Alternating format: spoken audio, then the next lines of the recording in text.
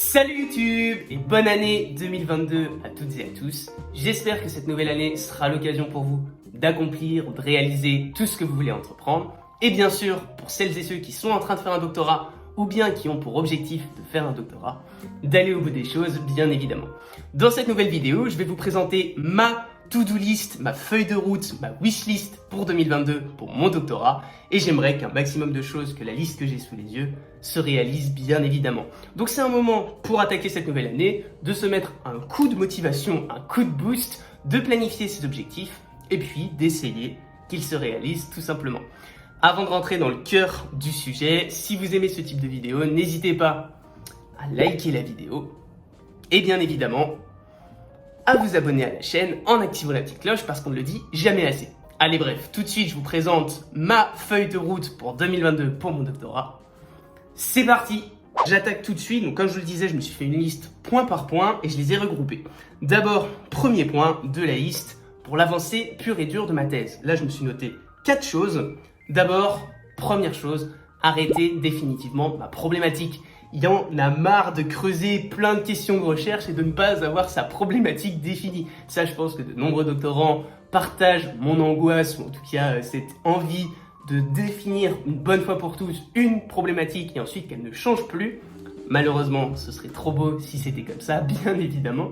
Mais c'est vrai que là, on arrive, donc moi là, je suis en deuxième année, j'ai envie d'avoir ma problématique bien définie, surtout que mon sujet commence à se stabiliser vraiment, j'ai les contours, je sais ce que je recherche, maintenant il faut que j'ai ma bonne question pour que je puisse creuser sereinement ma méthodologie.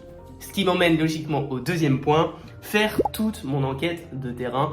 Objectif fin 2022, c'est de pouvoir dire ok, j'ai fait toute mon enquête de terrain, voilà ce que j'ai fait et ça pourrait en jeter. Donc j'espère, normalement, si je veux tenir les délais que je me suis imposés, pour celles et ceux qui suivent ma série des bilans de thèse, que je peux vous inviter à vous regarder, hop, juste là, et le lien sera en description, je vais vous mettre le dernier des bilans de thèse, vous savez que j'ai envie un maximum de tenir les délais que je me suis imposés au début de mon doctorat, et pour ce faire, il faudrait que j'ai avancé quasi totalement mon enquête de terrain. Bien sûr, pas de pression, si ça se fait pas, c'est pas grave. C'est un objectif, on est là début 2022, c'est pour se mettre des objectifs et un coup de motivation. Troisième point, ce serait de faire de l'observation à Station F. Pour celles et ceux qui connaissent un peu mon sujet, vous savez que à Station F, il y a des acteurs qui m'intéressent, que j'aimerais observer. Je m'intéresse au domaine de la tech, des startups. Station F, c'est un incontournable. Et d'autant plus que moi, j'habite à Paris, donc ce serait bête de s'en priver. Je vais faire un peu de forcing pour essayer, d'ailleurs ce forcing est en cours, pour faire de l'observation là-bas. Et bien sûr, je vous tiendrai au courant dans de prochains bilans de thèse pour savoir ce qu'il en est tout simplement. Et enfin, quatrième et dernier point de cette section avancée pure et dure de ma thèse, ce serait de continuer d'avoir cette organisation flexible qui me tient particulièrement à cœur et donc qui me permet d'avoir un bon équilibre vie pro, vie perso.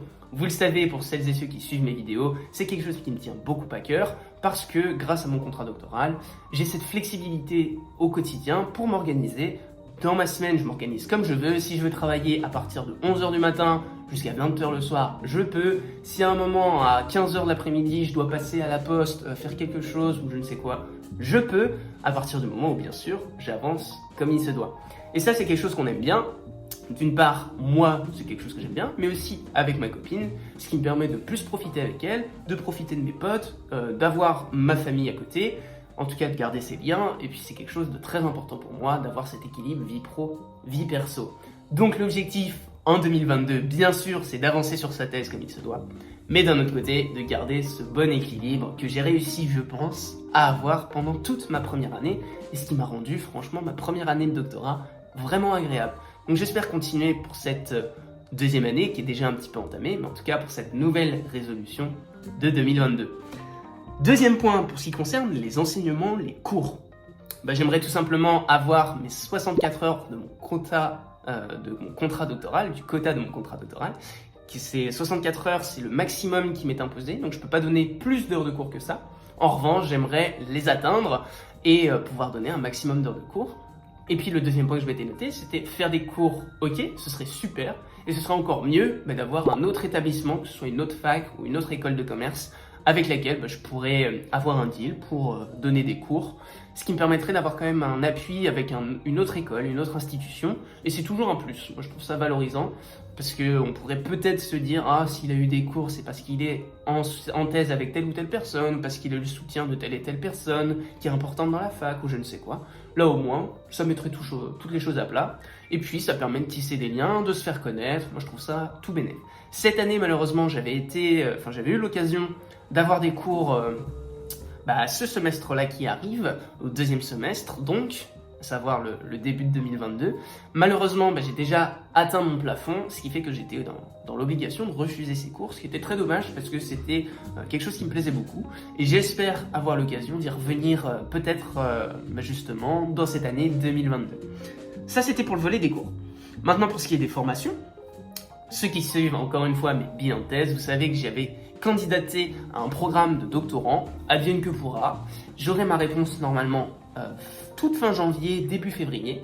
Et puis, si cela se réalise, j'aimerais bien sûr réaliser. Donc, il y a 3 séminaires tout au long de 2022, une semaine. Et puis, ça nous impose aussi d'avoir une expérience de mobilité à l'international. Et là aussi, elle ne se réaliserait pas en 2022, mais elle, au moins, je l'aurais délimitée, cadrée, fixée. Il n'y a plus ensuite qu'à croiser les doigts, il n'y a plus qu'à faire ce qu'on doit faire. Il n'y a plus qu'à, comme je le dis souvent. Et puis, bien sûr, de veiller à valider mon bon nombre d'heures. Comme vous savez, en doctorat, on a un nombre d'heures de formation à suivre. Et moi, j'aimerais être toujours à jour dans ce nombre d'heures de formation. Je ne sais pas d'ailleurs si cette formation pour doctorant, donc c'est en sciences de gestion, pourrait rentrer dans ce compte d'heures de formation. J'espère. Si ça rentre pas, c'est pas bien grave, je suis pas en retard. Je suis pas en train de courir après les heures normalement, donc c'est tout bonus pour moi sur ce point-là aussi. Point suivant, pour ce qui est des colloques et des conférences, j'aimerais participer à au moins une grosse conférence, que ce soit nationale ou internationale, dans ma discipline.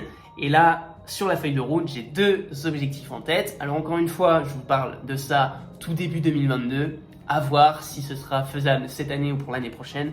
Mais cette année, je trouve ça bien de se mettre comme objectif, d'essayer de candidater, d'essayer de soumettre quelque chose et au moins de participer à l'atelier doctoral. Donc c'est un atelier pour les doctorants avant le début de la conférence pour les enseignants-chercheurs auxquels peuvent participer également les doctorants. Mais il y a un atelier spécifique, en tout cas c'est ça que je veux dire, pour les doctorants, et ça ce serait bête de ne pas y participer, je trouve. Les 2 conférences que j'ai en tête, pour vous donner un indice, très classiquement, il y en a une qui se tient à Annecy cette année, et la deuxième se tient à Vienne, en Autriche, au niveau plutôt européen pour le coup, donc advienne que pourra. Là aussi, je vais essayer, et puis si malheureusement c'est trop tôt pour moi parce que je suis pas encore prêt, ce sera ça, et puis on verra pour la prochaine fois. Et enfin, le dernier point que je me suis noté, c'était pour ce qui est des articles / publications. Moi, j'ai pas encore d'article dans le pipe que je pourrais soumettre et donc qui me permettrait d'engager ce processus de publication. Objectif 2022, avoir un article dans le pipe paré à la publication et qu'on a envie de voir publier in fine à la fin de sa thèse, donc du moins avant la fin de la thèse, si c'était possible, ce serait encore mieux. Ça, c'est un gros objectif et en même temps, ça paraît réalisable si vous essayez typiquement de soumettre quelque chose en conférence. Il se peut qu'ensuite il y ait des logiques de publication par la suite.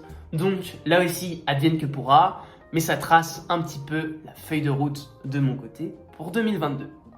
Voilà pour cette vidéo, mes vœux pour 2022, j'espère qu'elle vous aura plu. Si c'est le cas, n'hésitez pas à liker la vidéo, et puis aussi à vous abonner à la chaîne, bien évidemment, en activant la petite cloche, parce qu'on ne le dit jamais assez. Mentionnez-moi vos objectifs en commentaire si vous aussi vous faites un doctorat. Si vous voulez candidater à un doctorat, déjà je vous renvoie à ma vidéo sur la candidature pour le doctorat, que je vous mets, hop, juste là, et le lien sera lui aussi en description. Mais mentionnez-moi aussi quels sont vos objectifs si vous voulez candidater pour un doctorat. Dans quelle discipline, quelle fac peut-être, ou en tout cas, qu'est-ce que vous aimeriez voir se réaliser pour vous en 2022. Voilà pour cette vidéo, j'espère qu'elle vous aura plu. Et moi, je vais vous laisser là. D'ici là pour moi, il n'y a plus qu'à.